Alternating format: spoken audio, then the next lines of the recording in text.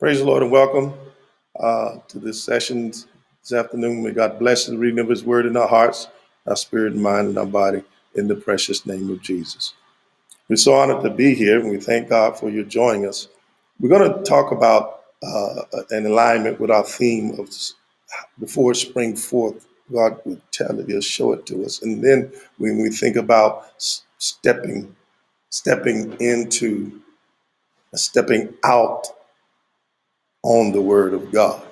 Amen. What came to my mind as I was looking at this theme was Bethel, going back to Bethel. It's a time for prayer. It's a time for us to take our place and be the people that God has called for us to be in this hour.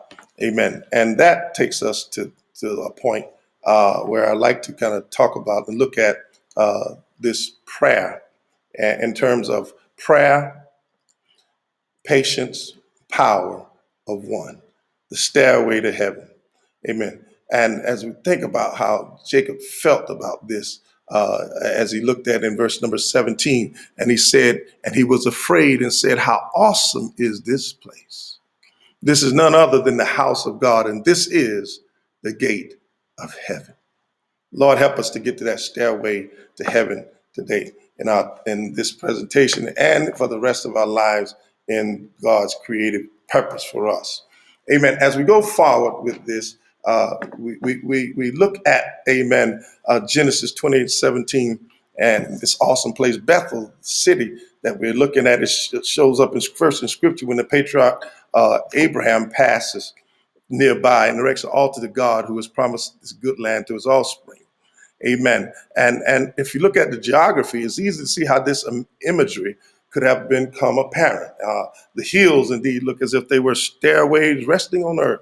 And Scripture says God spoke in this dream, reaffirming the promises made to Jacob's grandfather, Abraham.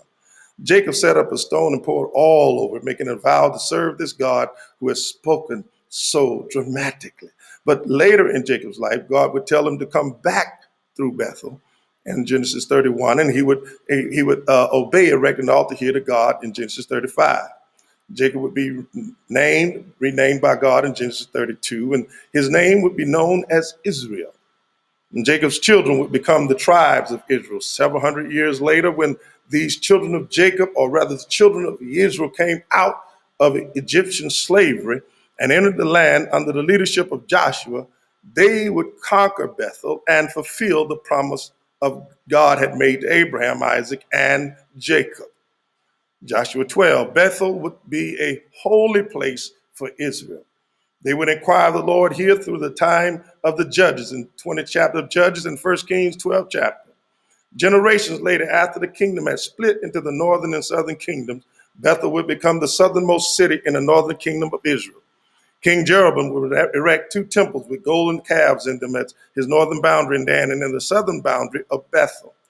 This would lead the kingdom of Israel into idolatry and hybriding of their religious beliefs. It will ultimately lead to their destruction and exile by the Assyrians. Today, Bethel is vast and undisturbed, laying in ruins and lost to time. And yet it remains a place considered holy. For here God spoke to Jacob in a vision of a stairway to heaven.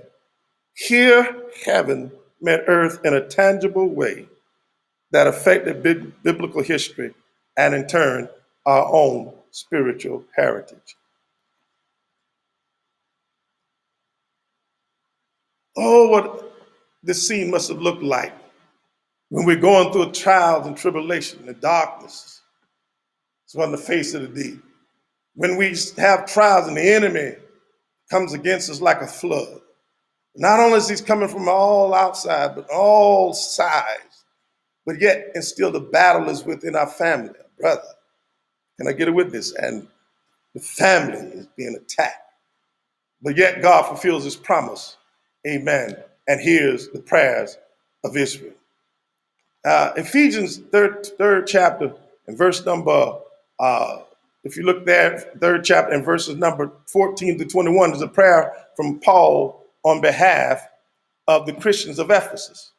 This prayer begins the transitions from the first half of his letter, focused on doctrinal ideas, to the second half, where these ideas are put into practice. The natural theme for this transition is an appeal for spiritual strength from God. In particular, Paul asked God to help the Ephesians exhibit a faith which goes beyond knowledge or doctrine into action, or what I call results-driven action. Amen. Action where you see something happen, you see God move. He says it like this: for this cause,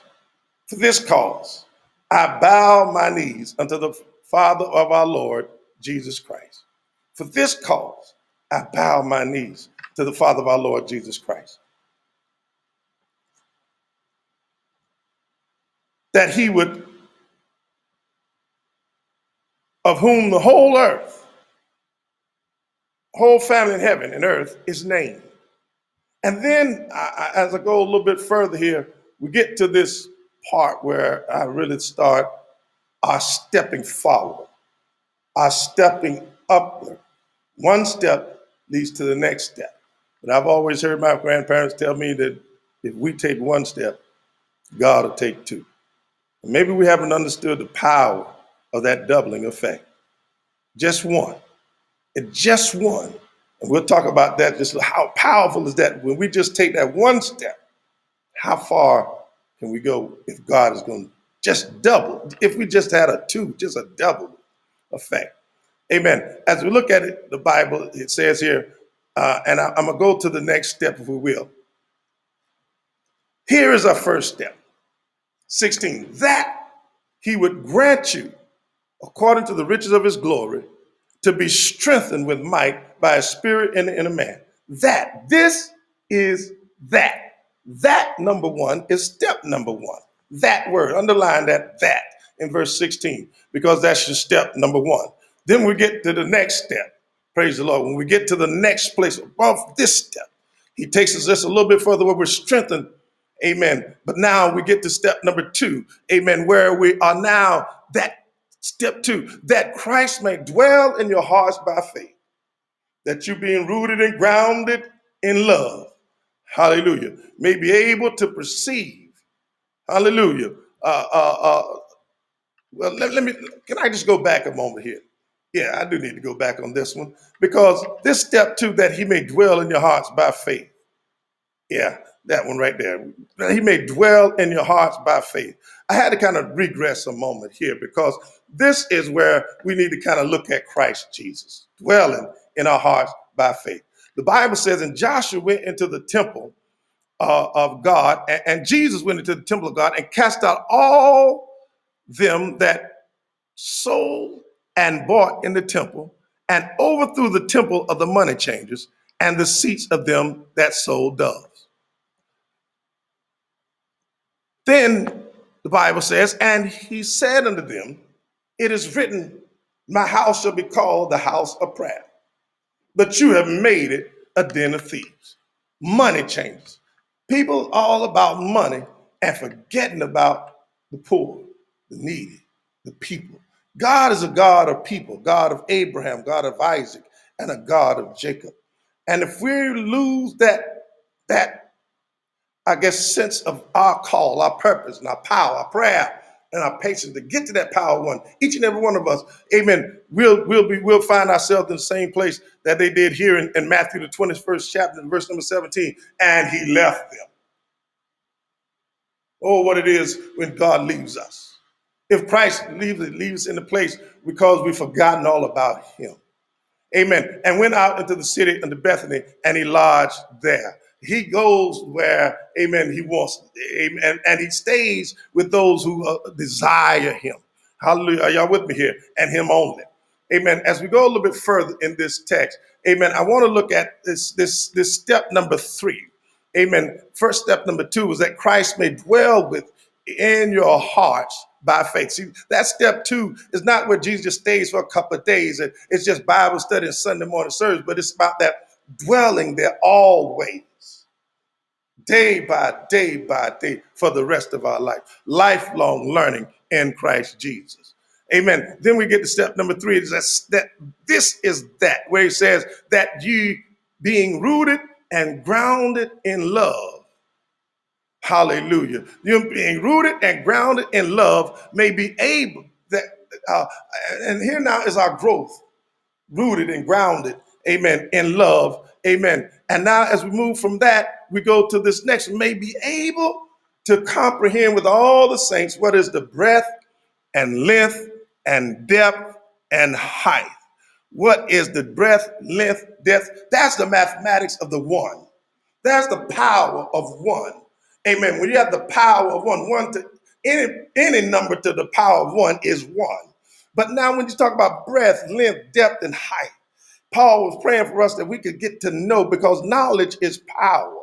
Knowledge is power. And as we have that knowledge of Christ, amen, and know the breadth, the length, the depth, and the height. It's incomprehensible. But God wants us to keep learning of it daily, daily, no matter how old we are, how long we've been saved. There's something new that God can show us.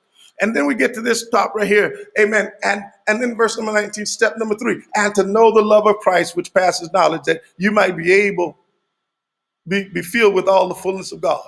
I call this one step number 19, and to know. That is another that. That's to know the love of Christ, which passes knowledge. Hallelujah. And we get to step number 5, because though that is a high attainment, to know the knowledge, have the knowledge of Christ, but there's something that's greater than that. And it is the last, this is that the top of the stairway to heaven, where we get to that place where it says, that ye may be filled with all the fullness of God. Help me, Holy Ghost, to be filled with all the fullness of God. Let us look at this, if you will, for a moment, because that is the top of the ladder. That is the place where God wants his people. If we look at this this diagram of the map of ancient Israel, natural features of it, amen, this is the place where we're talking about. But I go to Amos now, because it's imperative for us in this day and time to understand what God is speaking to the church, what God is speaking to his people. And as I was studying this, amen, and thinking about this, I want to remind us, when God roars, we need to listen. When God speaks, he's speaking to the church. What are you talking about, Bishop Q? Well, in Amos, amen, the Bible tells us in Amos in chapter 1, amen, that the Bible, if you go there with me in the book of Amos, praise the Lord, and we can find here, amen, the scriptures that tell us about the Lord, amen, roaring, the roar of God. When God roars in Amos 1 and 2, and he said, the Lord will roar from Zion and utter his voice from Jerusalem, and the habitation of the shepherds shall mourn, and the top of Carmel, amen, shall wither.